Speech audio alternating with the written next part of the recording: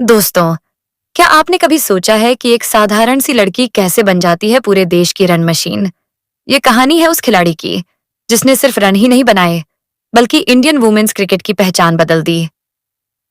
एक समय था जब वुमेन्स क्रिकेट का नाम लेते ही सिर्फ मिताली राज और झूलन गोस्वामी याद आती थीं। लेकिन आज एक नाम हर किसी की जुबान पर है, स्मृति मंधाना। कवर ड्राइव इतनी खूबसूरत कि लोग इन्हें लेडी विराट कोहली तक कहने लगे। लेकिन दोस्तों, इस चमक के पीछे छुपी है सालों की मेहनत, संघर्ष और एक ऐसी कहानी जो शायद आपने पहले कभी नहीं सुनी होगी। कैसे एक छोटे से शहर की लड़की ने करोड़ों दिलों पर राज कर लिया। कैसे उसने हर मुश्किल को पार करके खुद को बनाया वर्ल्ड क्रिकेट की स्टार। आज के इस वीडियो में हम जानेंगे स्मृति मंधाना की पूरी लाइफ स्टोरी, उनके करियर के सबसे बड़े रिकॉर्ड्स और कुछ ऐसे इंटरेस्टिंग फैक्ट्स जो आपको हैरान कर देंगे। और जानेंगे कैसे जिस बॉयफ्रेंड से वो प्यार करती थीं, उसी ने शादी के दिन धोखा देकर उन्हें पूरी दुनिया में बदनाम कर दिया। तो वीडियो को एंड तक जरूर देखना, क्योंकि आगे जो आप जानने वाले हो वो आपको सोचने पर मजबूर कर देगा। दोस्तों, स्मृति मंधाना का जन्म 18 जुलाई 1996 को मुंबई, महाराष्ट्र में एक मराठी परिवार में हुआ था। इनके पिता का नाम श्रीनिवास मंधाना और मां का नाम स्मिता मंधाना है। इनके एक बड़े भाई भी हैं, जिनका नाम श्रवण मंधाना है। जब स्मृति सिर्फ 2 साल की थी, तब उनका परिवार मुंबई से सांगली, महाराष्ट्र में शिफ्ट हो गया। इनके पिता एक स्पोर्ट्स गुड्स डिस्ट्रीब्यूटर थे, जबकि उनकी मां हाउसवाइफ हैं। दोस्तों, क्रिकेट इनके खून में था, क्योंकि इनके पिता और भाई दोनों ही सांगली की डिस्ट्रिक्ट लेवल टीम से खेल चुके थे। स्मृति ने भी अपने भाई को देखकर ही क्रिकेट खेलना शुरू किया। शुरुआत में वो राइट हैंड से बैटिंग करती थीं, लेकिन अपने भाई को लेफ्ट हैंड से खेलता देखकर उन्होंने भी लेफ्टी बैटिंग शुरू कर दी। सिर्फ 4 साल की उम्र से ही वो अपने पिता और भाई के साथ क्रिकेट देखने जाया करती थीं। यहीं से उनके अंदर क्रिकेट के प्रति जुनून पैदा हुआ। धीरे धीरे उन्होंने अपने पापा से खेलने की जिद की और उनके पिता ने उनका टैलेंट पहचान लिया। कुछ समय तक पिता और भाई ने ही उन्हें ट्रेनिंग दी और फिर उन्हें प्रोफेशनल ट्रेनिंग के लिए भेज दिया गया। दोस्तों, टैलेंट का अंदाजा आप इस बात से लगा सकते हैं कि सिर्फ 9 साल की उम्र में उनका चयन अंडर 15 में हो गया और 11 साल की उम्र में अंडर 19 टीम में। हालांकि उनके पिता उन्हें एक मीडियम पेसर बनाना चाहते थे, लेकिन उनका बल्ला कुछ और ही कहानी लिखने वाला था। उनके ओपनर बनने की कहानी भी बहुत दिलचस्प है। जब वो अंडर 19 मैच खेलने गईं, तो वहां एक फॉर्म भरना था, जिसमें यह लिखना होता है कि आप किस नंबर पर बैटिंग करते हैं। स्मृति को उस समय मिडिल ऑर्डर का मतलब नहीं पता था, तो उन्होंने अपने पापा को फोन करके पूछा, ओपनर भरूं या मिडिल ऑर्डर? और उनके पापा ने कहा, ओपनर भर दो। बस दोस्तों, वहीं से शुरू हुई उनकी ओपनिंग बैट्समैन की कहानी। अंडर 15 और अंडर 19 में शानदार प्रदर्शन के चलते उन्हें जल्द ही इंडियन टीम में जगह मिल गई। उन्होंने 5 अप्रैल 2013 को बांग्लादेश के खिलाफ अपना ओडीआई डेब्यू किया, जिसमें उन्होंने 39 रन की शानदार पारी खेली। लेकिन दोस्तों, असली धमाका तो अभी बाकी था। एक घरेलू मैच में महाराष्ट्र बनाम गुजरात के बीच स्मृति मंधाना ने 150 गेंदों में 224 रन की जबरदस्त पारी खेली और इसी के साथ वो भारत की पहली महिला खिलाड़ी बनी जिन्होंने वनडे में दोहरा शतक लगाया। स्मृति मंधाना ने जिस बल्ले से यह रिकॉर्ड बनाया था, वह बल्ला उन्हें दिग्गज क्रिकेटर राहुल द्रविड़ ने गिफ्ट किया था। इसके बाद साल 2014 में उन्हें टेस्ट क्रिकेट में डेब्यू करने का मौका मिला, जहां उन्होंने पहली पारी में 22 और दूसरी पारी में 51 रन की शानदार पारी खेली। उनका पहला ओडीआई शतक साल 2016 में ऑस्ट्रेलिया के खिलाफ आया। हालांकि भारत वह मैच हार गया, लेकिन स्मृति को प्लेयर ऑफ द मैच चुना गया। इसी साल उन्हें आईसीसी वुमेन्स क्रिकेट में मोस्ट प्रॉमिसिंग प्लेयर के रूप में भी सम्मानित किया गया। सितंबर 2016 में ऑस्ट्रेलिया की टीम ब्रिस्बेन हीट ने उन्हें वुमेन्स बिग बैश लीग के लिए ओवरसीज प्लेयर के तौर पर शामिल किया। उनके साथ हरमनप्रीत कौर इस लीग का हिस्सा थीं। हालांकि इस टूर्नामेंट के दौरान स्मृति चोटिल हो गईं, लेकिन उन्होंने हार नहीं मानी और वापसी के बाद सीधे 2017 वर्ल्ड कप टीम में जगह बनाई। वर्ल्ड कप के पहले ही मैच में इंग्लैंड के खिलाफ उन्होंने 90 रनों की शानदार पारी खेलकर भारत को जीत दिलाई। इसके बाद वेस्टइंडीज के खिलाफ उन्होंने शानदार शतक लगाया। स्मृति और पूरी टीम के बेहतरीन प्रदर्शन की वजह से भारत फाइनल तक पहुंच गया। फाइनल में मुकाबला इंग्लैंड से था। इंग्लैंड ने पहले बल्लेबाजी करते हुए 229 रन का लक्ष्य दिया, लेकिन जवाब में भारत की शुरुआत खराब रही और टीम यह मैच सिर्फ 9 रनों से हार गई। इस हार से पूरी टीम बहुत दुखी हुई क्योंकि जीत उनके बेहद करीब थी। लेकिन दोस्तों, यही वो पल था जहां से भारतीय वुमेन्स क्रिकेट की किस्मत बदल गई। इस वर्ल्ड कप के बाद लोगों का ध्यान वुमेन्स क्रिकेट की तरफ बढ़ा और टीम को एक नई पहचान मिली। साल 2018 में साउथ अफ्रीका के खिलाफ ओडीआई सीरीज में स्मृति ने कमाल कर दिया। उन्होंने एक मैच में 84 और दूसरे में 135 रन बनाकर भारत को सीरीज जिताई। इसके बाद इंग्लैंड के खिलाफ भी शानदार प्रदर्शन करते हुए उन्हें प्लेयर ऑफ द सीरीज चुना गया। इसी साल T20 वर्ल्ड कप में ऑस्ट्रेलिया के खिलाफ 83 रन बनाकर उन्होंने अपने 1000 T20 इंटरनेशनल रन पूरे किए। इस वर्ल्ड कप में भारत सेमीफाइनल तक पहुंचा। साल 2018 में आईसीसी ने उन्हें women's cricketer of the year और women's ODI player of the year से सम्मानित किया। इसके अलावा भारत सरकार ने भी उन्हें प्रतिष्ठित अर्जुना अवार्ड से नवाजा। फरवरी 2019 में न्यूजीलैंड के खिलाफ एक T20 मैच में उन्होंने सिर्फ 24 गेंदों में 50 रन बनाकर इतिहास रच दिया और इसी के साथ वह इंटरनेशनल क्रिकेट में सबसे तेज अर्धशतक लगाने वाली पहली भारतीय महिला खिलाड़ी बन गई। दोस्तों, इसी महीने स्मृति मंधाना आईसीसी की वनडे रैंकिंग में नंबर 1 बल्लेबाज भी बन गई। इसके बाद स्मृति लगातार बुलंदियां छूती रहीं और इसी साल उन्हें भारतीय T20 टीम की कप्तानी करने का मौका भी मिला। साल 2018 में ही स्मृति को international women's cricketer of the year के अवार्ड से भी सम्मानित किया गया था। नवंबर 2019 में वेस्टइंडीज के खिलाफ उन्होंने 74 रनों की शानदार पारी खेली, जिसमें उन्होंने T20 इंटरनेशनल में अपने 2000 रन पूरे किए और इसी के साथ स्मृति भारत की सबसे तेज और विश्व की तीसरी सबसे तेज महिला खिलाड़ी बन गई, जिन्होंने 2000 रन पूरे करने का रिकॉर्ड अपने नाम किया। इसके बाद 2020 के T20 वर्ल्ड कप में उनका प्रदर्शन कुछ खास नहीं रहा, लेकिन 2020 और 2021 में शानदार प्रदर्शन के चलते उन्हें फिर से बड़े अवार्ड्स मिले। उन्हें ICC women's T20 player of the year और ICC women's cricketer of the year से सम्मानित किया गया। साल 2023 में शुरू हुई वुमेन्स प्रीमियर लीग में रॉयल चैलेंजर्स बैंगलोर ने स्मृति मंधाना को 3 करोड़ 40 लाख रुपए में खरीदा और इसी के साथ वो उस सीजन की सबसे महंगी खिलाड़ियों में से एक बन गई। बात करें उनकी पढ़ाई की, तो उन्होंने अपनी स्कूली शिक्षा सांगली, महाराष्ट्र से पूरी की। इसके बाद उनका मन पढ़ाई में कम लगने लगा और उन्होंने पूरी तरह अपने क्रिकेट करियर पर ध्यान केंद्रित किया। अगर उनके करियर रिकॉर्ड्स की बात करें, टेस्ट क्रिकेट में उन्होंने 4 मैचों में लगभग 46 की औसत से 325 रन बनाए हैं, जिसमें 1 शतक और 2 अर्धशतक शामिल हैं। वनडे क्रिकेट में उन्होंने 77 मैचों में 43 की औसत से 3073 रन बनाए हैं, जिसमें 5 शतक और 25 अर्धशतक शामिल हैं। वहीं T20 इंटरनेशनल में उन्होंने 28 की औसत से लगभग 2800 रन बनाए हैं, जिसमें 22 अर्धशतक शामिल हैं।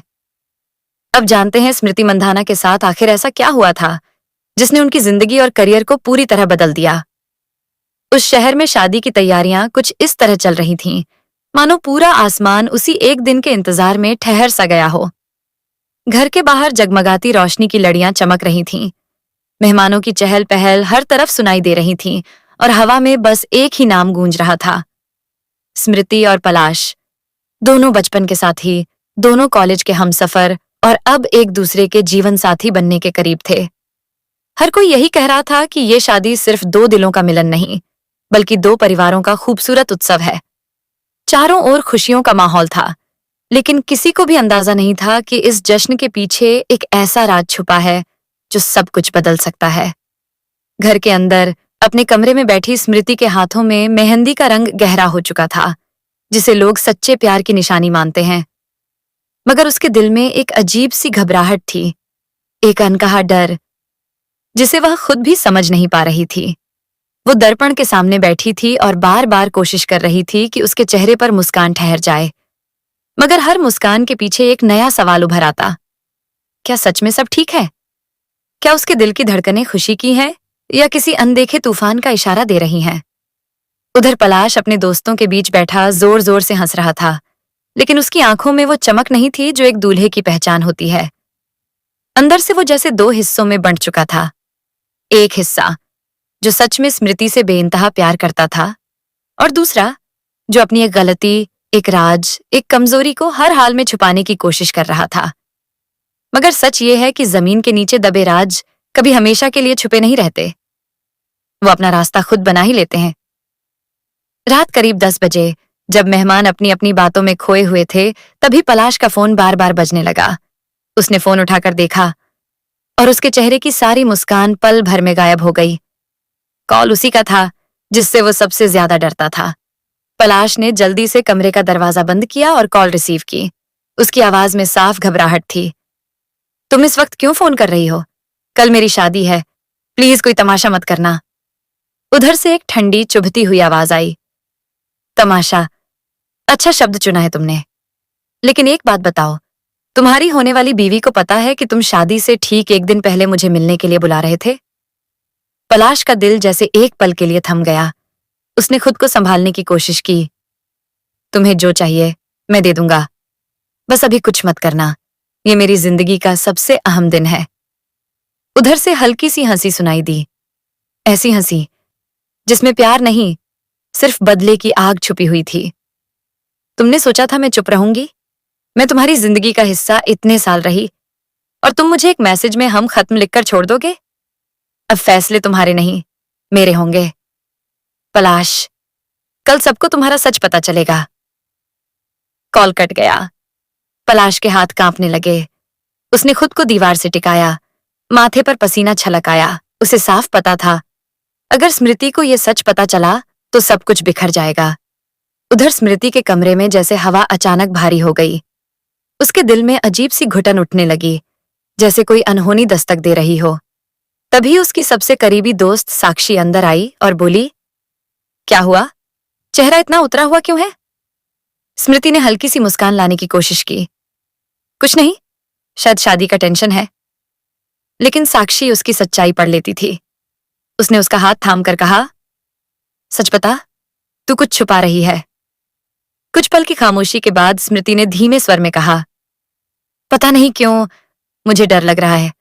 पलाश कल रात बहुत देर तक ऑनलाइन था, लेकिन उसने मेरा एक भी मैसेज रिप्लाई नहीं किया। आज भी जब बात की, वो मुझसे नजरें नहीं मिला पा रहा था। क्या वो मुझसे उतना प्यार करता भी है या नहीं? साक्षी ने उसे समझाया, अरे ये सब शादी से पहले वाली नॉर्मल घबराहट है, कुछ नहीं है। लेकिन कुदरत के संकेत कभी बेवजह नहीं आते। उस रात स्मृति की आंखों में नींद नहीं आई। अगली सुबह बारात से पहले हल्दी की रस्म शुरू हो चुकी थी। दोनों परिवारों में खुशी का माहौल था। ढोलक की थाप, महिलाओं के गीत, रिश्तेदारों की हंसी, सब कुछ बेहद खूबसूरत लग रहा था। मगर इन सब के बीच स्मृति की नजरें बस पलाश को ढूंढ रही थीं, और पलाश उससे नजरें चुरा रहा था। तभी अचानक एक लड़की घर के अंदर दाखिल हुई। उसके चेहरे पर गुस्सा, दर्द और बदले की आग साफ झलक रही थी। किसी ने उसे पहचाना नहीं। लोग आपस में फुसफुसाने लगे, कौन है ये? किसी का मेहमान होगा शायद, लेकिन इतनी गुस्से में क्यों है? वो बिना किसी से कुछ कहे सीधे अंदर बढ़ती चली गई। साक्षी ने उसका रास्ता रोकते हुए पूछा, ए, तुम कौन हो? ये शादी का घर है, ऐसे अंदर नहीं जा सकते। लेकिन लड़की ने उसे हल्का सा धक्का दिया और आगे बढ़ गई। स्मृति उस वक्त अपने कमरे में दर्पण के सामने बैठी थी, लगभग दुल्हन बनने को तैयार। तभी उसे पीछे से कदमों की आहट सुनाई दी। वो मुड़ी। दरवाजे पर खड़ी वही लड़की धीरे धीरे उसकी तरफ बढ़ रही थी।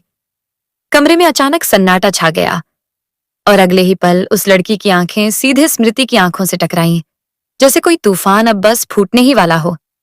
उसकी आंखों में आंसू भी थे और नफरत भी। वो बुरी तरह कांप रही थी, मगर उसकी आवाज एकदम साफ थी। तुम स्मृति हो? स्मृति के चेहरे पर उलझन उभर आई। हाँ, मैं स्मृति हूं। आप कौन? वो कुछ पल चुप रही, जैसे खुद को संभाल रही हो। फिर धीमे लेकिन ठोस शब्दों में बोली, मैं वो सच्चाई हूं जिसे तुम्हें अब तक दूर रखा गया है। स्मृति का दिल जोर से धड़कने लगा। सच्चाई मतलब? लड़की ने गहरी सांस ली। मेरा नाम अदिति है, और मैं पिछले 3 साल से पलाश की जिंदगी का हिस्सा हूं। ये सुनते ही स्मृति के पैरों तले जैसे जमीन खिसक गई। उसने पास की कुर्सी का सहारा लिया। उसकी सांसें तेज हो गईं। अदिति ने आगे कहा, मुझे तुम्हारी शादी की खबर कल ही मिली। उसने मुझसे कहा कि मैं उसकी जिंदगी से निकल जाऊं। लेकिन 3 साल तक किसी को सपने दिखाकर ऐसे कोई नहीं छोड़ता। उसके फोन में हमारे मैसेज, कॉल्स, तस्वीरें, सब कुछ है। और मैं यहां उसे एक्सपोज करने आई हूं, क्योंकि वो सिर्फ मुझे नहीं, तुम्हें भी धोखा दे रहा है। स्मृति की आंखों से आंसू बहने लगे। उसके हाथ कांप रहे थे, गला सूख चुका था। कमरे की रोशनी तक उसे धुंधली लगने लगी।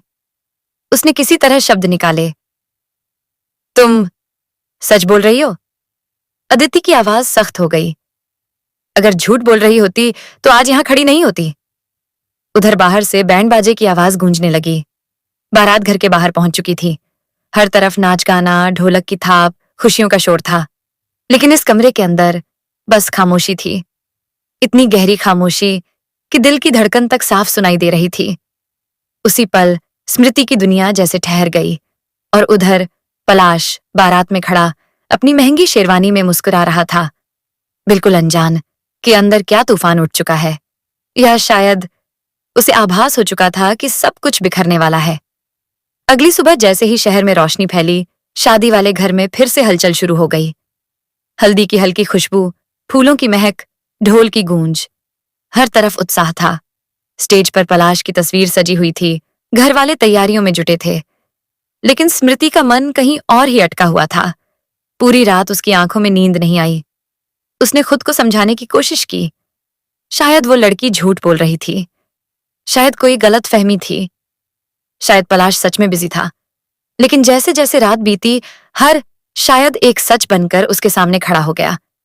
उसका दिल बार बार कह रहा था, ये शादी गलत है। लेकिन दूसरी तरफ समाज, परिवार, रिश्तेदार और वो सब उम्मीदें जो उस पर टिकी थीं। इन सब के बीच खड़ी स्मृति फैसला कैसे ले? उसने खुद को तैयार किया, चेहरे पर मुस्कान लाई, मगर अंदर से वो पूरी तरह टूट चुकी थी। उसे लग रहा था जैसे किसी ने उसके सीने पर भारी पत्थर रख दिया हो, जिसे सांस लेना तक मुश्किल हो रहा था। बारात आने का वक्त करीब था। घर में संगीत, हंसी मजाक और चहल पहल बढ़ती जा रही थी। लेकिन स्मृति की आंखें बार बार उसी नोटिफिकेशन पर टिक जा रही थीं जो रात को आया था। He is cheating on you, don't marry him. उसने फोन उठाया और उस लड़की का प्रोफाइल फिर से खोला। कुछ पुरानी तस्वीरें, कुछ स्टोरीज, लेकिन कहीं भी पलाश नजर नहीं आ रहा था। फिर भी दिल था कि शक को बार बार दोहरा रहा था। स्मृति ने खुद से कहा, अगर ये लड़की सच बोल रही है तो सब खत्म हो जाएगा, और अगर झूठ बोल रही है तो मैं खुद ही अपनी और अपने परिवार की इज्जत मिट्टी में मिला दूंगी। कमरे में बैठे बैठे उसका दम घुटने लगा। तभी उसकी मां अंदर आई। स्मृति, सब पूछ रहे हैं, तू तैयार हो गई? स्मृति ने बिना आंख मिलाए बस हल्का सा सिर हिला दिया। मां ने मुस्कुराकर उसके माथे को चूमा। भगवान सब ठीक करेंगे बेटा। ये शब्द उसके दिल को और चीर गए। अगर भगवान सच में सब देख रहे हैं तो क्या वो उसे इस गलत फैसले से बचाएंगे? उधर बारात निकल चुकी थी। पलाश घोड़ी पर बैठा था। दोस्त नाच रहे थे, ढोल बज रहे थे। हर कोई उसे देखकर कह रहा था, क्या बात है, कितना खुश लग रहा है दूल्हा। लेकिन उसकी आंखों में वो चमक नहीं थी। वो बार बार अपना फोन चेक कर रहा था, जैसे किसी मैसेज का इंतजार हो। उसकी बेचैनी किसी को समझ नहीं आ रही थी। शायद वही राज था जिसमें इस कहानी की सच्चाई छुपी थी। बारात धीरे धीरे वेन्यू की तरफ बढ़ रही थी और इधर स्मृति दुल्हन के जोड़े में बैठी थी, लेकिन उसकी आंखों में कोई चमक नहीं थी। मेकअप आर्टिस्ट बार बार पूछ रही थी, मैम सब ठीक है? स्मृति बस हल्की सी मुस्कान दे देती। तभी दरवाजे पर दस्तक हुई। उसकी छोटी बहन दौड़ती हुई आई। दीदी, कोई तुमसे मिलने आया है? स्मृति चौंक गई। इस वक्त कौन? उसके दिमाग में हजारों सवाल दौड़ पड़े। कहीं वही लड़की तो नहीं, या फिर कोई और सच सामने आने वाला है? वो घूंघट संभालते हुए बाहर आई, लेकिन वहां एक डिलीवरी बॉय खड़ा था, हाथ में छोटा सा लिफाफा लिए। लिफाफे पर लिखा था, for Smriti, before you take any step. उसका दिल तेजी से धड़कने लगा। उसने कांपते हाथों से लिफाफा खोला। अंदर एक छोटी सी चिट्ठी थी और उसमें बस एक line, he is with me even today. इतना पढ़ते ही उसके पैरों तले जमीन खिसक गई। लेकिन बात यहीं खत्म नहीं हुई थी। चिट्ठी के नीचे एक फोटो लगी थी, एक होटल के कमरे की, और उसमें किसी की परछाई जो बिल्कुल पलाश जैसी लग रही थी। स्मृति की सांस अटक गई। उसके हाथ से चिट्ठी लगभग छूट गई। दिमाग में बस एक सवाल गूंज रहा था, यह सच है या कोई चाल? वो कांपते हुए अपनी बहन के पास बैठ गई। कुछ बोली नहीं, लेकिन उसकी हालत देखकर बहन समझ गई मामला बहुत बड़ा है। तभी नीचे से आवाज आई, बारात आ गई, बारात आ गई। स्मृति के पूरे शरीर में जैसे बिजली दौड़ गई। ये शादी, ये मंडप, ये सब अचानक उसे किसी कैद जैसा लगने लगा। वो दौड़कर अपने कमरे में गई, दरवाजा बंद किया और फूट फूट कर रोने लगी। वो खुद से लड़ रही थी, क्या करूं? सच क्या है? किस पर भरोसा करूं? अपने दिल पर या इन सबूतों पर? लेकिन एक बात उसे अंदर से खाई जा रही थी, अगर ये सब झूठ होता तो कोई इतना बड़ा खेल क्यों खेलता? और अगर ये सच है तो क्या वो अपनी पूरी जिंदगी ऐसे इंसान के साथ गुजार सकती है जिसने शादी से ठीक पहले उसे धोखा दिया? वो जमीन पर बैठी बैठी हाँफने लगी। काजल आंसुओं के साथ बह चुका था। दिल जोर जोर से धड़क रहा था। नीचे सब उसका इंतजार कर रहे थे और उधर पलाश वेन्यू में एंट्री कर चुका था, लोगों से मिलते हुए, मुस्कुराते हुए। लेकिन उसकी नजरें बार बार फोन की स्क्रीन पर ही टिक रही थीं, जैसे अगला मैसेज उसकी पूरी दुनिया बदलने वाला हो। शायद वो उसी मैसेज का इंतजार कर रहा था जो इस पूरी कहानी का सच सामने लाने वाला था। उधर स्मृति अचानक खड़ी हो गई। उसने अपने आंसू पोंछे, आईने में खुद को देखा और इस बार उसे एक टूटी हुई लड़की नहीं बल्कि फैसला लेने वाली लड़की दिखाई दी। अब उसके चेहरे पर डर नहीं था, बस एक अजीब सी शांति, एक दृढ़ता और भीतर जलती हुई सच्चाई की आग। उसे समझ आ गया था, या तो आज सच जानना होगा या फिर पूरी जिंदगी एक झूठे रिश्ते का बोझ उठाना होगा। उसने अपना दुपट्टा ठीक किया, घूंघट उठाया और तेज कदमों से कमरे से बाहर निकल गई। सीढ़ियों तक पहुंचते ही पीछे से उसकी बहन की आवाज आई, दीदी कहाँ जा रही हो? स्मृति ने बिना पीछे देखे धीमे से कहा, सच ढूंढने, अभी। बारातियों की भीड़, फूलों की सजावट, बैंड बाजे की आवाज, सब कुछ अब उसके लिए धुंधला पड़ चुका था। उसकी नजर सिर्फ एक जगह पर थी, वो मंडप जहां उसकी जिंदगी बनने वाली थी या टूटने वाली थी। वो धीरे धीरे आगे बढ़ी। हर कदम पर लोग उसे देख रहे थे। कितनी खूबसूरत लग रही है, कितनी नसीब वाली है, कितना अच्छा लड़का मिला है। लेकिन उस खूबसूरती के पीछे सच की आग धधक रही थी। जैसे ही वो मंडप के पास पहुंची, पलाश की नजर उस पर पड़ी। वो मुस्कुराया, लेकिन इस बार स्मृति की आंखें उसकी मुस्कान के पार, उसके अंदर झांक रही थीं। उस मुस्कान में उसे खुशी नहीं, एक छुपी हुई घबराहट दिखी। धीरे धीरे ढोल की आवाजें थमने लगीं, लोगों की बातें रुक गईं, पूरा माहौल जैसे ठहर गया। स्मृति अपने दोनों हाथों में वो चिट्ठी कसकर पकड़े खड़ी थी। वो पलाश के सामने आकर रुक गई और पहली बार बिना कुछ कहे सिर्फ उसकी आंखों में जवाब ढूंढने लगी। पलाश चौंक गया, भीड़ में सन्नाटा छा गया। स्मृति ने धीरे धीरे वो चिट्ठी उसकी तरफ बढ़ा दी। पलाश का चेहरा पल भर में सफेद पड़ गया। अब किसी को कुछ समझ नहीं आ रहा था, लेकिन स्मृति सब समझ चुकी थी। उसके जवाब बस एक कदम दूर थे, और वही एक कदम उसकी पूरी जिंदगी बदलने वाला था। उस रात के बाद स्मृति की जिंदगी कभी पहले जैसी नहीं रही। वो रात जब सच ने उसके पैरों के नीचे से जमीन खींच ली थी। वो रात जब उसने जाना कि प्यार सिर्फ एक शब्द हो सकता है, लेकिन भरोसा अगर टूट जाए तो इंसान पूरी तरह बिखर जाता है। सुबह की हल्की रोशनी पर्दों के पीछे से कमरे में फैल रही थी, लेकिन स्मृति की आंखों तक कोई उजाला नहीं पहुंच रहा था। वो बिस्तर पर चुप बैठी थी, खोई हुई, जैसे उसकी सारी आवाज किसी ने छीन ली हो। उसे याद भी नहीं था कि आखिरी बार उसने बिना रोए कब सांस ली थी। कमरे के कोने में पड़ा उसका शादी का लहंगा जैसे उसे चिढ़ा रहा था। उस लहंगे में अब सिर्फ एक ही चीज बची थी, उसकी टूटी हुई उम्मीदों की परछाई।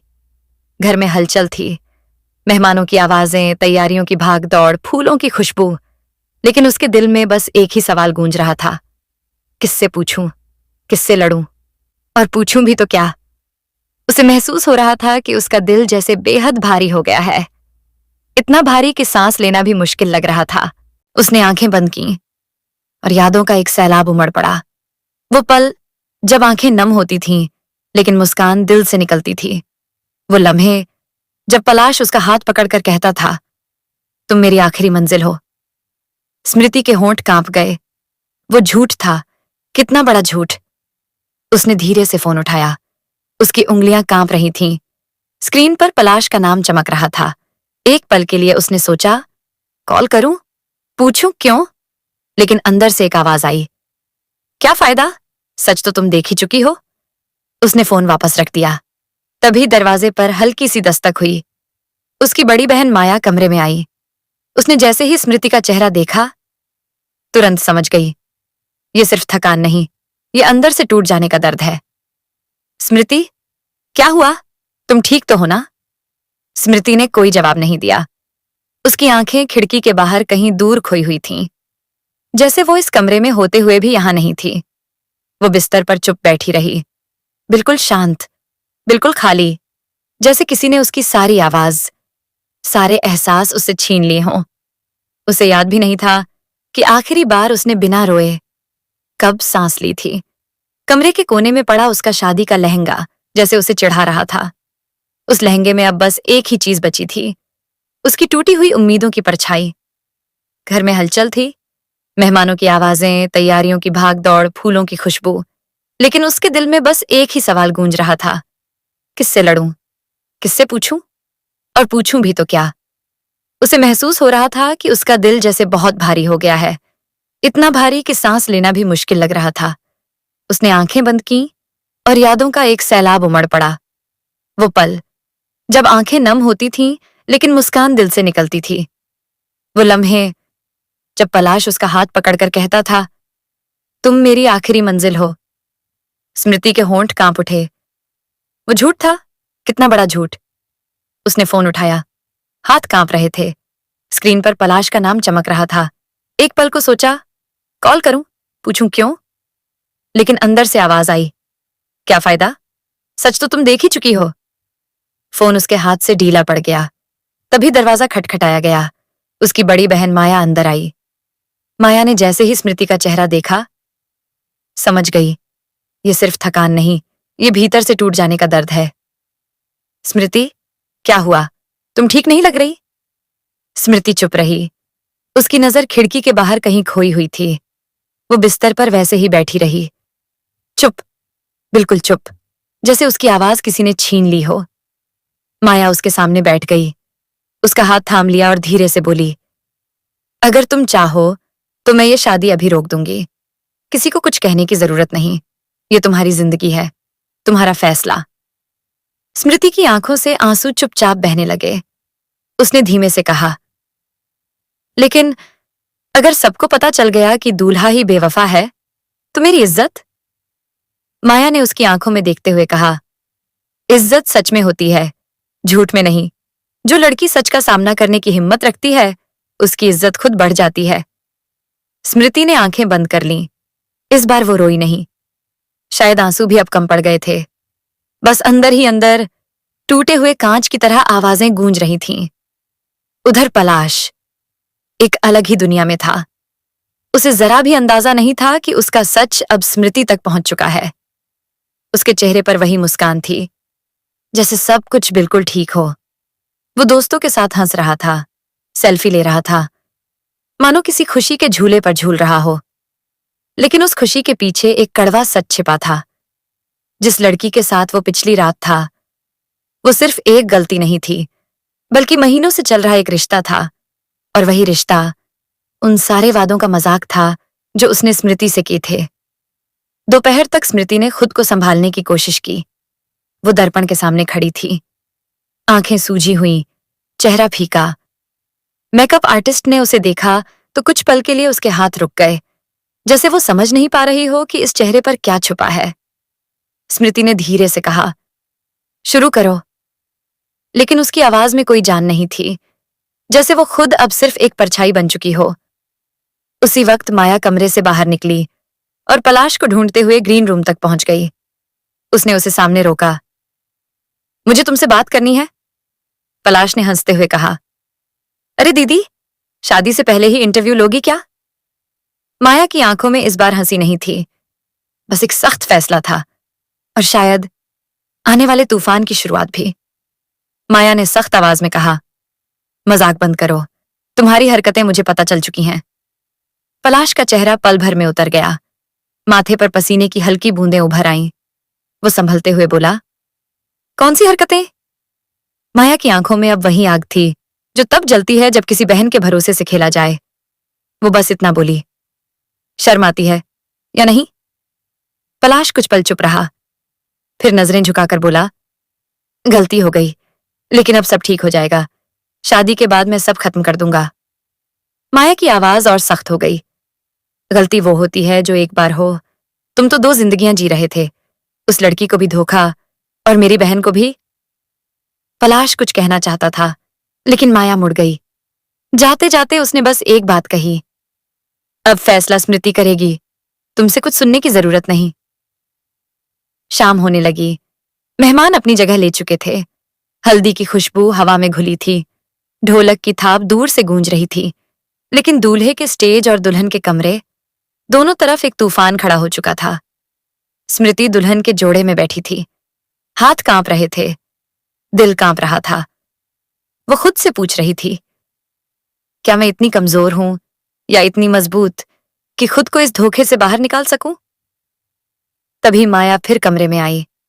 उसने स्मृति के हाथ थामे, अगर तुम चाहो तो सब कुछ यहीं रोक देंगे। मैं हूं तुम्हारे साथ, पूरा परिवार तुम्हारे साथ है, स्मृति ने धीरे से कहा। पलाश को बुलाओ। कुछ ही मिनटों बाद पलाश कमरे में आया। दरवाजा बंद हुआ।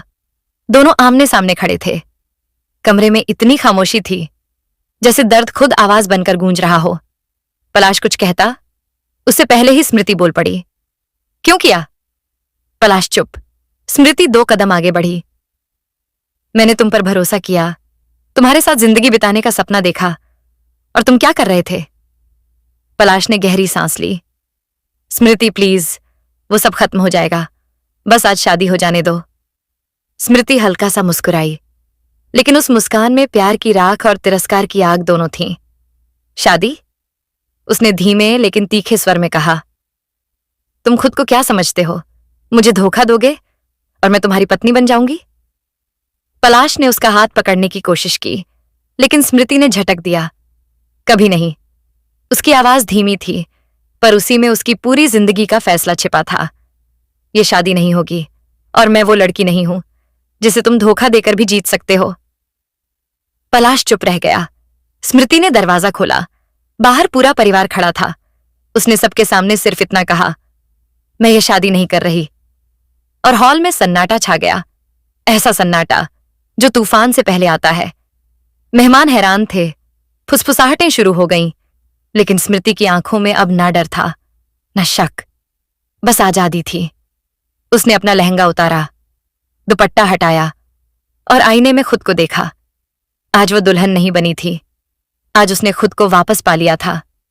लेकिन कहानी यहीं खत्म नहीं होती, क्योंकि जिंदगी अभी और करवट लेने वाली थी, और स्मृति की असली लड़ाई अब शुरू हुई थी।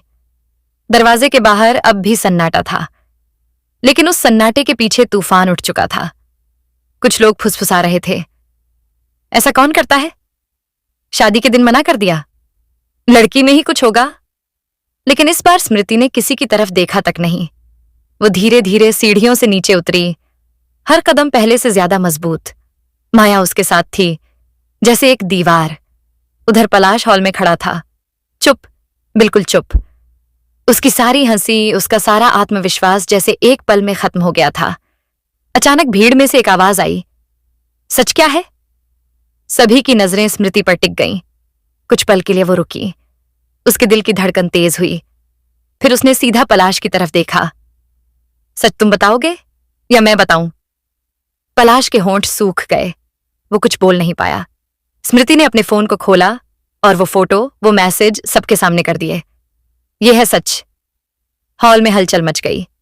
पलाश के परिवार वाले हैरान, उसके दोस्त चुप, और तभी भीड़ के पीछे से वही लड़की अदिति आगे आई। उसकी आंखों में आंसू थे, लेकिन इस बार वो डर नहीं रही थी। जो स्मृति कह रही है वो सच है। अब कोई शक नहीं बचा था। पलाश के पिता गुस्से से कांपते हुए बोले, ये सब क्या है पलाश? पलाश ने बोलने की कोशिश की। पापा, वो बस क्या? इस बार उसकी मां की आवाज थी, टूटी हुई लेकिन सख्त। पलाश के पास कोई जवाब नहीं था। उसका सच अब सबके सामने था। स्मृति ने एक गहरी सांस ली। उसके कंधों से जैसे एक भारी बोझ उतर गया था। वो मुड़ी और धीरे धीरे बाहर की तरफ चलने लगी। पीछे से उसकी मां की आवाज आई, बेटा। स्मृति रुकी। मां उसके पास आई और उसे गले लगा लिया। तूने जो किया सही किया। ये शब्द सुनते ही स्मृति की आंखों से आंसू बह निकले, लेकिन इस बार ये आंसू दर्द के नहीं, राहत के थे। कुछ दिनों बाद वही शहर, वही गलियां, लेकिन स्मृति की जिंदगी बदल चुकी थी। अब वो सुबह जल्दी उठती, अपने लिए चाय बनाती और आईने में खुद को देखती, बिना किसी डर के। उसने फिर से काम शुरू किया, अपने सपनों को फिर से जोड़ना शुरू किया।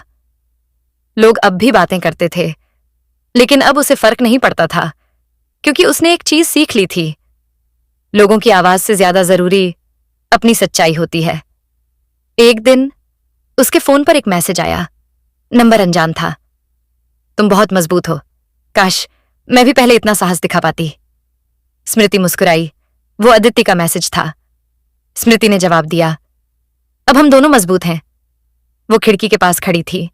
हवा उसके चेहरे को छू रही थी और इस बार उसकी मुस्कान सच्ची थी, क्योंकि उसने सिर्फ एक शादी नहीं तोड़ी थी, उसने खुद को टूटने से बचा लिया था। लेकिन जिंदगी की कहानी यहीं खत्म नहीं होती। कभी कभी टूटना ही सबसे बड़ी शुरुआत होता है। समय धीरे धीरे आगे बढ़ता रहा, लेकिन इस बार स्मृति समय के साथ बह नहीं रही थी। वो उसे समझ रही थी, जी रही थी। शादी टूटने के बाद वाले हफ्ते आसान नहीं थे। फोन पर रिश्तेदारों के सवाल, पड़ोसियों की नजरें, कभी सहानुभूति कभी ताने। इतना बड़ा फैसला ले लिया, थोड़ा समझौता कर लेती। लड़के ऐसे ही होते हैं। पहले ये बातें उसे अंदर तक चुभती थीं, लेकिन अब वो हर बात को सुनकर बस एक ही बात सोचती, अगर मैं उस दिन चुप रहती तो आज खुद की नजरों में गिर जाती। एक दिन माया उसके कमरे में आई। हाथ में कुछ फाइल्स थीं। ये क्या है? स्मृति ने पूछा। माया मुस्कुराई। तू हमेशा अपना खुद का कुछ करना चाहती थी ना, ये उसी का प्लान है। स्मृति चौंक गई। स्टार्टअप? हाँ, माया बोली, क्योंकि तू सिर्फ किसी की दुल्हन बनने के लिए नहीं बनी, तू अपने नाम से पहचानी जाने के लिए बनी है। स्मृति की आंखों में पहली बार चमक लौटी। अगले कुछ महीनों में स्मृति ने खुद को पूरी तरह काम में झोंक दिया। सुबह जल्दी उठना, मीटिंग्स, प्लानिंग, कभी असफलता, कभी छोटी छोटी जीत, लेकिन हर दिन उसे थोड़ा और मजबूत बना रहा था। उसने एक छोटा सा ऑनलाइन प्लेटफॉर्म शुरू किया, जहां वो महिलाओं को उनके अधिकार, आत्मसम्मान और आत्मनिर्भरता के बारे में बताती। धीरे धीरे लोग उससे जुड़ने लगे। कुछ लड़कियां उसे मैसेज करती, दीदी आपने हमें हिम्मत दी, आपकी वजह से मैंने भी गलत रिश्ता छोड़ दिया। स्मृति हर मैसेज पढ़कर मुस्कुराती, क्योंकि उसे एहसास हो गया था उसका दर्द किसी और की ताकत बन रहा है। एक शाम वो उसी पुराने कैफे में बैठी थी, जहां कभी उसने अपने टूटे हुए दिल को संभाला था। आज वही जगह अलग लग रही थी। तभी सामने से एक आवाज आई, स्मृति। उसने सिर उठाया। वो पलाश था। चेहरा बदला हुआ, आंखों में पछतावा, जैसे वक्त ने उसे भी सिखा दिया हो। कैसी हो? उसने धीरे से पूछा। स्मृति ने कुछ पल उसे देखा, फिर शांत स्वर में बोली, बहुत अच्छी। पलाश ने नजरें झुका ली। मैं माफी चाहता हूं। स्मृति हल्का सा मुस्कुराई। माफी तब मायने रखती है जब गलती छोटी हो। वो उठी, कॉफी का बिल टेबल पर रखा और जाते जाते बस इतना कहा, तुमने मुझे खोया नहीं, तुमने खुद को छोटा कर लिया। पलाश वहीं बैठा रह गया, खामोश। कुछ समय बाद स्मृति का प्लेटफॉर्म अब एक बड़ी कम्युनिटी बन चुका था। उसे एक बड़े इवेंट में बुलाया गया। स्टेज पर सैकड़ों लोगों के सामने उसने माइक्रोफोन पकड़ा। कुछ पल चुप रही, फिर बोली, कभी कभी जिंदगी हमें तोड़ती नहीं, हमें दिखाती है कि हम कितने मजबूत हैं। मैं भी टूटी थी, लेकिन मैंने खुद को वहीं छोड़ने से इनकार कर दिया और आज मैं यहां हूं क्योंकि मैंने एक झूठे रिश्ते से ज्यादा अपनी सच्चाई को चुना। पूरे हॉल में तालियां गूंज उठीं। रात को वो अपने कमरे में आई, आईने के सामने खड़ी हुई। इस बार उसे वहां एक नई स्मृति दिखी, मजबूत, आत्मनिर्भर और सबसे जरूरी खुश। उसने खुद से कहा, मैंने खुद को खोया नहीं, मैंने खुद को पा लिया। खिड़की के बाहर हल्की हवा चल रही थी और इस बार वो हवा सिर्फ उसके चेहरे को नहीं, उसके भीतर को भी सुकून दे रही थी। जिंदगी ने उसे सिखाया था, प्यार खूबसूरत हो सकता है, लेकिन आत्मसम्मान सबसे खूबसूरत होता है। और अब स्मृति की कहानी किसी शादी पर खत्म नहीं होती। वो हर उस लड़की की कहानी बन चुकी थी जो खुद को चुनने की हिम्मत रखती है। समय आगे बढ़ चुका था, लेकिन इस बार स्मृति सिर्फ जी नहीं रही थी, वो अपनी कहानी खुद लिख रही थी। उसकी पहचान अब सिर्फ वो लड़की जिसने शादी तोड़ी नहीं रही थी। अब लोग उसे उसके काम से जानने लगे थे। उसका प्लेटफॉर्म अब एक आंदोलन बन चुका था, जहां हर दिन सैकड़ों लड़कियां अपनी कहानियां साझा करतीं। कोई टूटे रिश्ते से बाहर आ रही थी, कोई अपने लिए खड़ी हो रही थी, और हर कहानी में कहीं ना कहीं स्मृति की झलक होती। एक दिन उसे एक ईमेल आया। सब्जेक्ट था, we want you as a speaker, एक इंटरनेशनल कॉन्फ्रेंस जहां दुनिया भर से लोग आने वाले थे। स्मृति कुछ पल स्क्रीन को देखती रही, फिर हल्की सी मुस्कुराई। कभी वही लड़की थी जो अपने कमरे में बैठकर खुद से सवाल कर रही थी, क्या मैं सही कर रही हूं? और आज उसी फैसले ने उसे यहां तक पहुंचा दिया था। कॉन्फ्रेंस का दिन, बड़ा स्टेज, तेज रोशनी, सामने सैकड़ों लोग। स्मृति के हाथ में माइक्रोफोन था। कुछ सेकंड के लिए उसने आंखें बंद की और फिर बोलना शुरू किया। मैं यहां किसी किताब से सीखी हुई बातें बताने नहीं आई हूं। मैं यहां अपनी जिंदगी से सीखा हुआ सच लेकर आई हूं।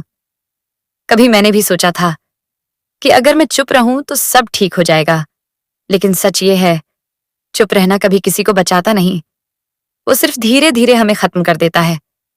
जिस दिन मैंने ना कहा, उस दिन मैंने सिर्फ एक शादी नहीं रोकी, मैंने खुद को खोने से बचा लिया। पूरा हॉल तालियों से गूंज उठा।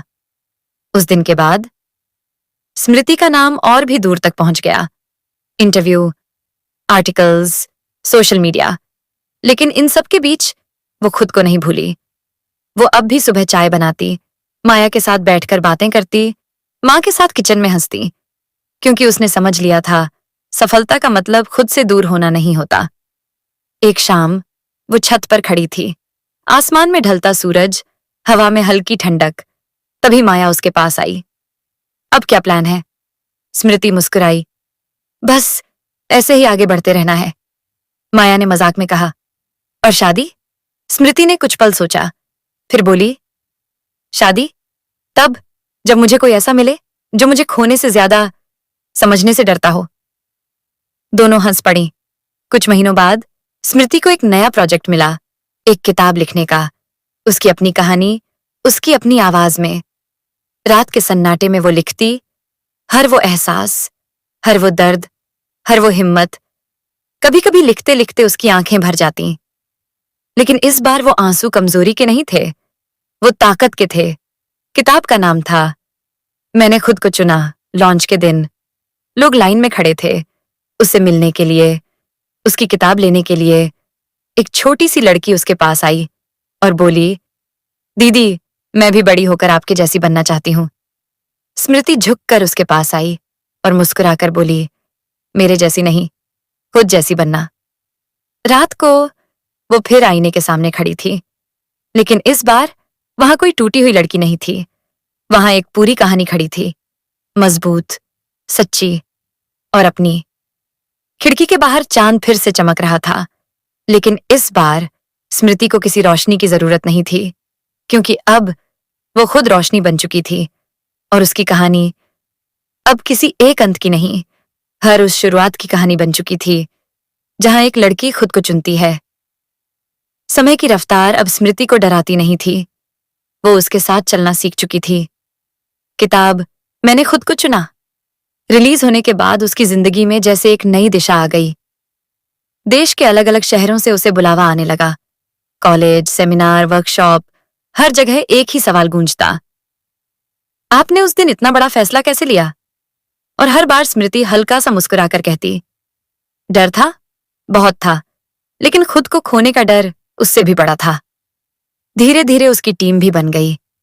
कुछ लड़कियां जो कभी उसकी कहानियों से प्रेरित हुई थीं, अब उसी के साथ काम कर रही थीं। उनका मकसद साफ था, हर उस लड़की तक पहुंचना जो कहीं ना कहीं अपने ही फैसलों से डर रही है। स्मृति अब सिर्फ अपनी कहानी नहीं जी रही थी, वो सैकड़ों कहानियों का हिस्सा बन चुकी थी।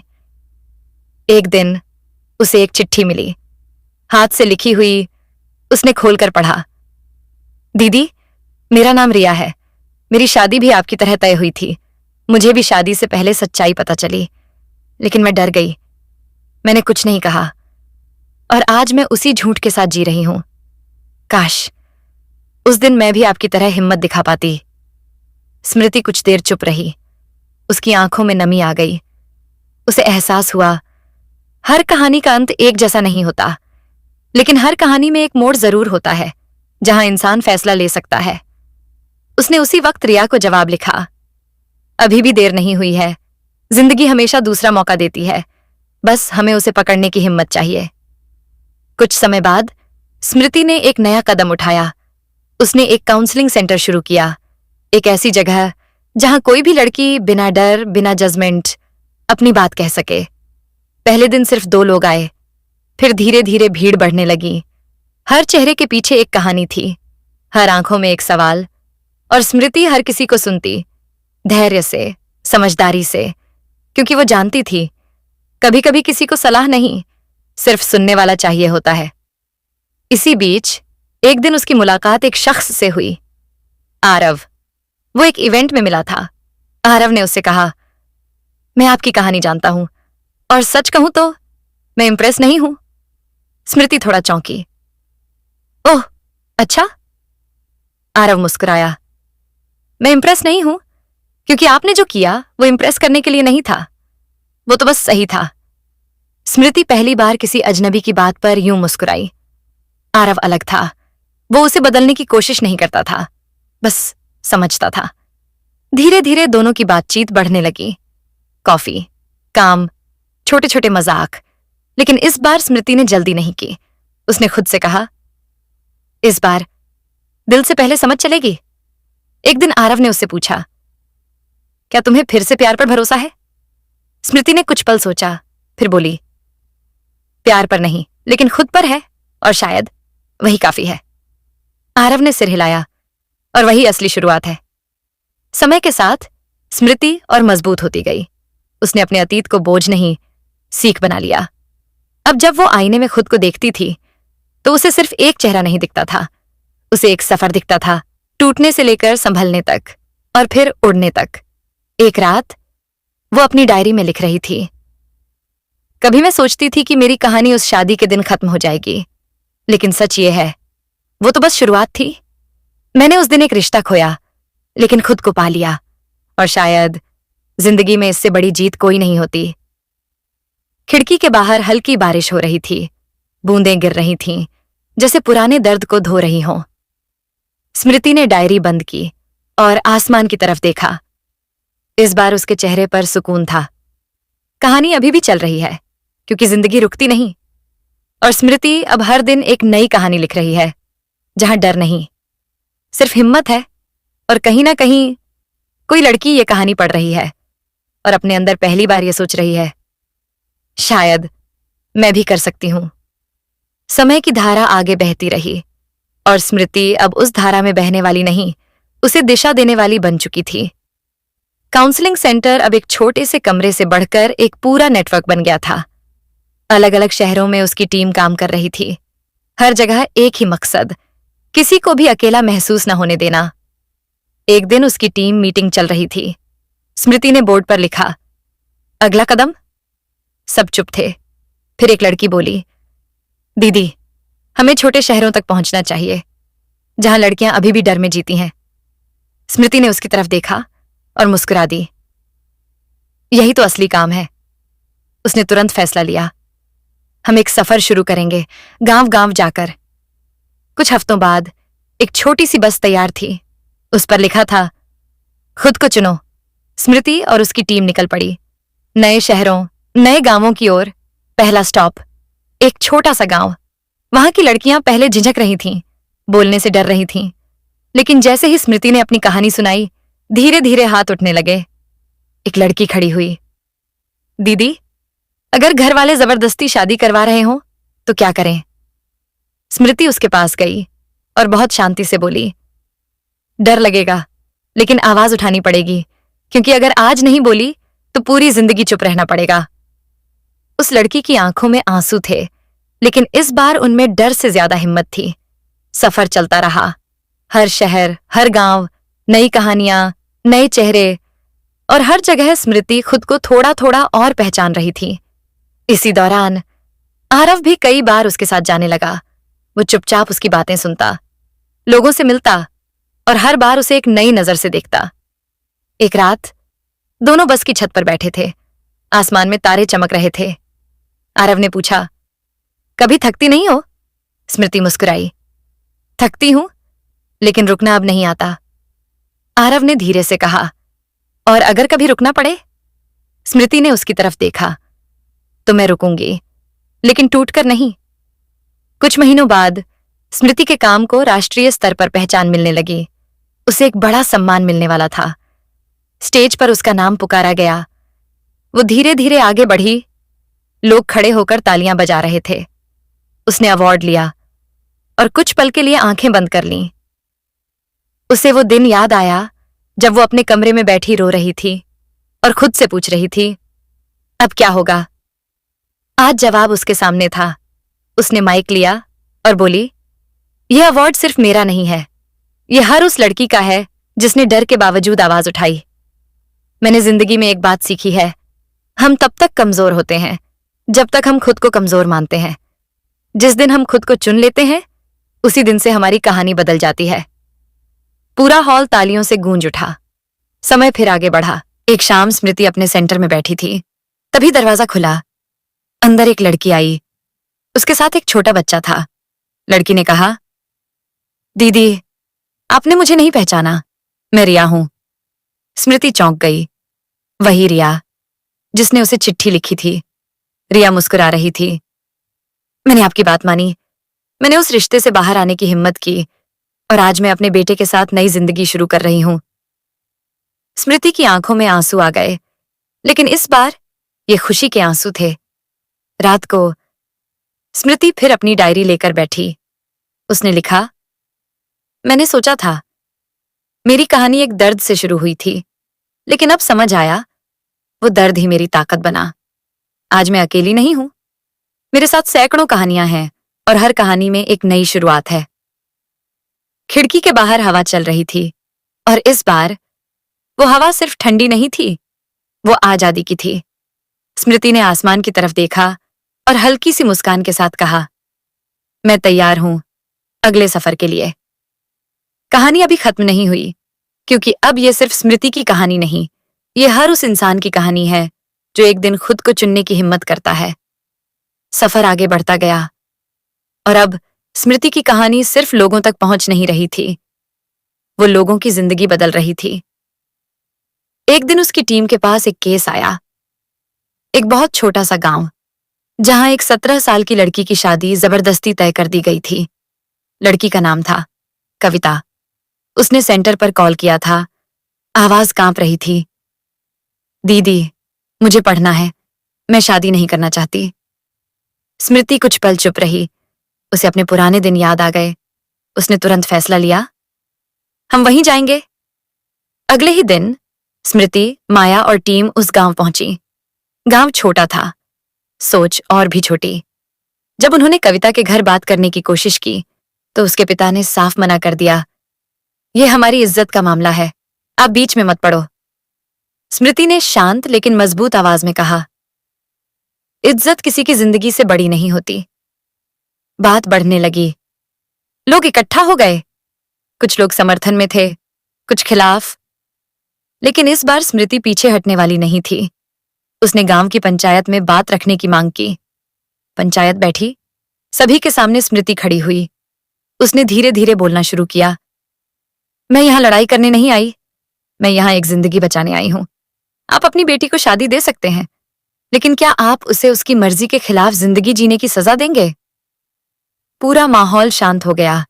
कविता की आंखों में आंसू थे, लेकिन उनमें उम्मीद भी थी। काफी बहस के बाद पंचायत ने फैसला दिया, शादी रोकी जाएगी और कविता की पढ़ाई जारी रहेगी। उस पल कविता दौड़कर स्मृति के पास आई और उसे गले लगा लिया। दीदी, आपने मेरी जिंदगी बदल दी। स्मृति मुस्कुराई। नहीं, तुमने खुद बदली है, मैंने सिर्फ तुम्हारा साथ दिया। उस दिन के बाद स्मृति का काम और भी मजबूत हो गया। सरकार तक उसकी आवाज पहुंची। उसे कई बड़े प्रोजेक्ट्स में शामिल किया गया। अब वो सिर्फ एक इंसान नहीं, एक आंदोलन बन चुकी थी। लेकिन इस सब के बीच वो खुद को नहीं भूल रही थी। एक शाम वो और आरव एक शांत जगह पर बैठे थे। आरव ने पूछा, क्या तुम कभी नॉर्मल जिंदगी जीना चाहती हो? स्मृति हंस पड़ी। ये नॉर्मल नहीं है क्या? आरव मुस्कुराया। है, लेकिन इसमें तुम सबके लिए जीती हो, खुद के लिए कब जियोगी? स्मृति कुछ पल चुप रही, फिर बोली, शायद अब समय आ गया है थोड़ा अपने लिए भी जीने का। कुछ महीनों बाद स्मृति ने अपने लिए थोड़ा समय निकाला। वो अकेले एक पहाड़ी जगह पर गई। कोई फोन नहीं, कोई मीटिंग नहीं, बस वो और उसका मन। सुबह की ठंडी हवा, पक्षियों की आवाज। वो चुपचाप बैठकर सूरज को उगते हुए देख रही थी। उसने खुद से कहा, मैंने बहुत लोगों की जिंदगी बदली, लेकिन आज मैं खुद को जीना सीख रही हूं। वापस आने के बाद उसमें एक नया संतुलन था। अब वो काम भी करती और अपने लिए भी वक्त निकालती। एक दिन आरव ने उससे कहा, स्मृति, क्या तुम मेरे साथ एक नई शुरुआत करना चाहोगी? स्मृति ने उसकी आंखों में देखा। इस बार उसे कोई डर नहीं था, कोई शक नहीं, बस एक शांति थी। उसने मुस्कुराकर कहा, शुरुआत, लेकिन इस बार बराबरी की। आरव ने सिर हिलाया। हमेशा। समय के साथ दोनों ने साथ चलना शुरू किया। कोई जल्दी नहीं, कोई दबाव नहीं, बस समझ और सम्मान। रात को स्मृति अपनी डायरी में लिख रही थी, पहले मैं सोचती थी मेरी कहानी एक धोखे से शुरू हुई, लेकिन अब समझ आया वो धोखा नहीं, एक मोड़ था जिसने मुझे वहां पहुंचाया जहां मैं आज हूं। मैंने प्यार खोया नहीं, मैंने सही प्यार का इंतजार करना सीखा। खिड़की के बाहर चांद था, लेकिन इस बार वो अकेली नहीं थी। उसके पास उसका सफर था, उसकी पहचान थी, और अब एक सच्चा साथ भी। कहानी अभी भी चल रही है, लेकिन अब इसमें डर नहीं, सिर्फ भरोसा है। और यही सबसे खूबसूरत अंत नहीं, सबसे खूबसूरत शुरुआत है। समय आगे बढ़ चुका था, लेकिन कुछ कहानियां ऐसी होती हैं जो पूरी तरह खत्म नहीं होती। वो बस एक नए मोड़ पर फिर से सामने आ जाती हैं। एक शाम स्मृति अपने सेंटर में बैठी कुछ फाइल्स देख रही थी। बाहर हल्की बारिश हो रही थी, माहौल शांत था। तभी दरवाजे पर हल्की सी दस्तक हुई। आइए, उसने बिना देखे कहा। दरवाजा खुला और सामने खड़ा था पलाश। स्मृति के हाथ वहीं रुक गए। कुछ पल के लिए दोनों के बीच खामोशी फैल गई, वो खामोशी जिसमें बीता हुआ हर पल छुपा था। पलाश पहले से अलग दिख रहा था, चेहरा थका हुआ, आंखों में पछतावा और आवाज में झिझक। कैसी हो? उसने धीरे से पूछा। स्मृति ने उसकी तरफ देखा, फिर बहुत शांत स्वर में बोली, ठीक हूं। कोई गुस्सा नहीं, कोई सवाल नहीं, बस एक दूरी जो अब हमेशा के लिए बन चुकी थी। पलाश कुछ कदम आगे बढ़ा। मैं तुमसे बात करना चाहता था। स्मृति ने कुर्सी की तरफ इशारा किया। बैठो। वो बैठ गया, लेकिन शब्द जैसे साथ नहीं दे रहे थे। आखिर उसने हिम्मत जुटाई। मैंने बहुत गलत किया, उस दिन और उससे पहले भी। स्मृति चुपचाप सुनती रही। शादी के बाद सब कुछ टूट गया, घर वालों का भरोसा, लोगों की नजरें, और सबसे ज्यादा खुद की नजरों में गिर गया। उसकी आवाज भर्रा गई। मैंने सोचा था वक्त सब ठीक कर देगा, लेकिन वक्त ने सिर्फ ये समझाया कि कुछ गलतियां ठीक नहीं होती, बस पछतावा बन जाती हैं। स्मृति ने पहली बार कुछ कहा। तो अब क्यों आए हो? पलाश ने सिर झुका लिया, माफी मांगने और ये कहने कि अगर हो सके तो। वो रुक गया। स्मृति ने उसकी बात पूरी कर दी। तो क्या? फिर से वही सब? पलाश ने जल्दी से कहा। नहीं, मैं कुछ मांगने नहीं आया, बस खुद को हल्का करने आया हूं। कुछ पल के लिए दोनों चुप रहे। बाहर बारिश तेज हो गई थी। स्मृति ने खिड़की की तरफ देखा, फिर धीरे से बोली, तुम जानते हो उस दिन क्या टूटा था? पलाश ने नजर उठाई।